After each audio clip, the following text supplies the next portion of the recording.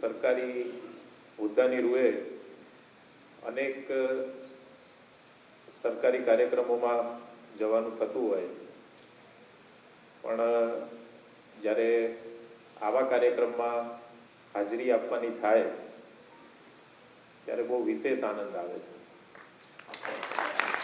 અને સામે એ જોઈને પણ વિશેષ આનંદ આવે છે કે વિદ્યાર્થી કરતાં વિદ્યાર્થીઓની સંખ્યા કાર્યક્રમમાં ઘણી બધી વધારે છે.